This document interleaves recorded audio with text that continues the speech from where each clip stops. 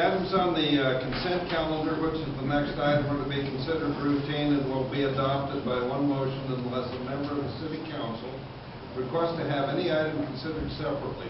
Members of the community may have an item removed if they contact the City Manager by 5 p.m. the day of the meeting.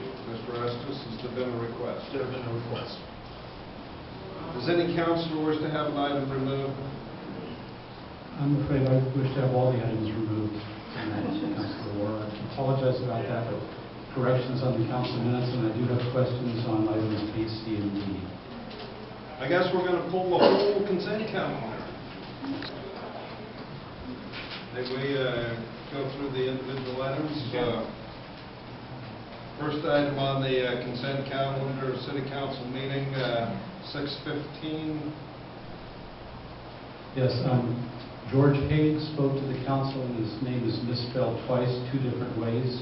In the council minutes, it's H-A-G-U-E, and one time it's spelled H-A-U-G-E, and the other time it's spelled H-A-A-G. So Mr. Haig has been a visitor often enough that I think his name should be spelled correctly. Also, let's see if we can find a place.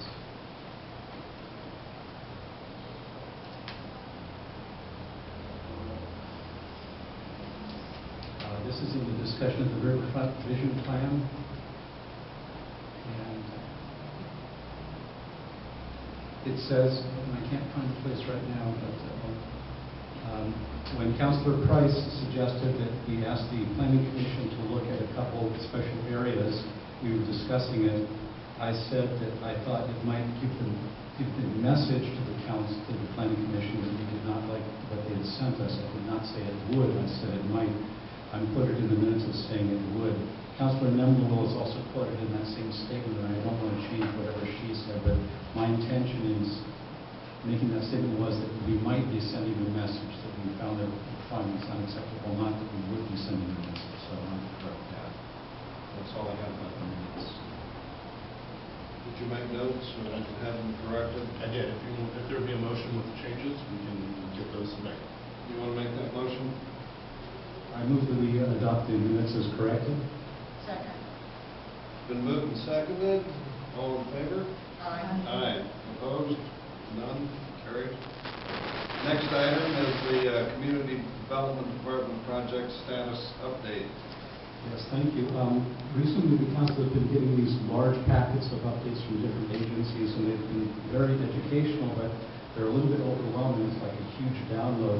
I would really like to see us get more frequent reports. They could be on the consent calendar, and I can pull them up as we see fit kind of thing, but it's a lot of information, and a lot of this I feel like we're coming in the last chapter of some of these projects, so I would really like to get more regular updates from the different departments kind of thing, and if that would be a possibility, that would be nice.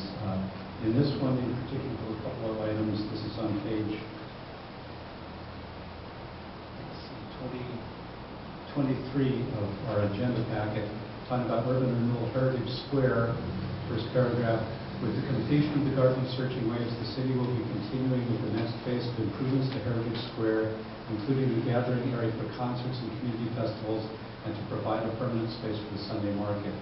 Since we are revisiting that whole plan, I'm not happy with adopting that, particularly with the permanent space for the Sunday market. We might find out that there may be a better place for the Sunday market. And I'm not sure about a gathering area for concerts, community festivals, with the possible use of the library and workforce housing there. So I'm afraid in adopting this, we're committing the council to this agenda, and I'm not happy with that. So this is just purely a status update. There's no requirement for adoption of a status update. The agenda later on will have an update from our consultant, our environmental consultant. This is presently based upon the current adopted City Council plan for Heritage Square. Staff understands that council may be wanting to take a new look at what happens at Heritage Square, and will ultimately be revisiting that at a later time with the City Council. All right, so in approving this on the consent calendar, we are not committing to any of the That's not language in an this. action item, we're not. I understand that, but it's come back to us often, well, the council decided 3 years ago to do this, that sort of thing, so I'm just feeling very cautious about the wording of these things when we're on the consent calendar, so thank you. Another aspect of this on page 30, and this is about building code maintenance kind of thing. It's fine about the Hilltop Commercial Building. It says the Hilltop Commercial Building continues to have repairs made to the building. The owner has added some vintage window displays, fixed broken windows, and has repaired and painted much of the building siding. He continues to make steady progress as weather time and budget allows. I'm sorry, this is just not true. I walk by that building every day. There's still a blue tarp on the south side of the building. It's been there for over a year. It's shredding now. It's exposed. The tar paper inside, which is falling apart, so some inner woodwork is being exposed under the elements. The vintage window display looks like the aftermath of a garage sale. There's an unpainted wooden bird, some unpainted duck heads, some seashells, a brass coffee pot, and it looks like a piece of Joshua wood. It's a disgrace, and to say everything's coming along fine offends me, so I would like this part taken out because it is not looking good up there. Those were the only concerns I had about this report from the Development Commission. Okay, and the resolution addressing program details for the continued use and management of the city revolving loan funds, transferred to Craft 3, formerly known as Shore Bank. Yes, I couldn't find in any of this whether Craft 3 was charging interest on the loans that they are making, and what happens to that interest. Does it go back to the city? Does it go into the loan amount, or is it split between Craft 3 and the city? So real quick, I just want to provide just a brief overview for everyone in attendance in terms of the intent of this resolution. During the Budget Committee meetings, there was a desire from the Budget Committee to update resolutions which created funds for the city, and so our Finance Director, Susan Brooks, started reviewing those resolutions and noticed this one had an old name of Craft 3 approved back in 2001. It was Shore Bank Enterprise Pacific. So I'm going to ask Susan if you could provide some information. We do have representatives from Craft 3 here as well who might be able to answer those questions. So Susan? Well, I'm actually not sure about the interest in the arrangement on the loans. Maybe Mr. Ozier could help me with that a little bit. But my intention here was just simply to update the name with the establishment that we're currently doing business with. I don't know that we actually have any loans utilized with these funds currently. We also use these to help with the property that needs help to clean them up when they're derelict. And then that money comes right back. I think we recently used that money for the Full Val House cleanup, and just were able to replenish some of that money back to this fund. So there are no loans issued at this I point in understand time? that, but if loans are issued, are they interest-free, or is there interest charged, and where does that interest That would be up go? to the City Council to determine at that time. I see, so every loan that Craft 3 makes from this fund No, comes before the council? no, let me clarify. You just said it comes before the city council. I'd like to clarify, Councilor Herzog, if I may. This is money which the City of Astoria has banked at Craft 3. They hold it there, and it is like if we had money at Classic Community Bank or at Columbia Bank.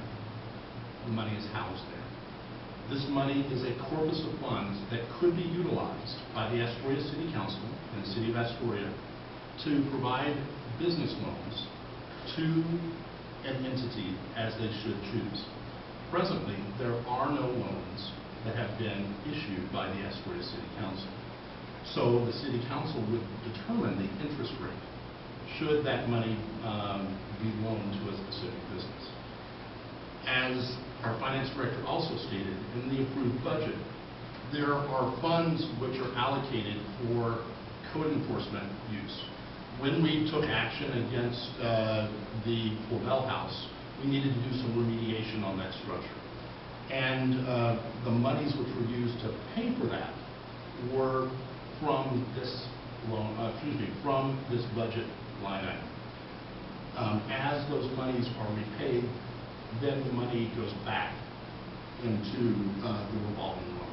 So Craft 3 does not issue any loans independently from the city of Astoria. They're purely holding the money.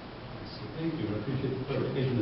The language in front of us says, Craft 3 continues to manage $113,450 of revolving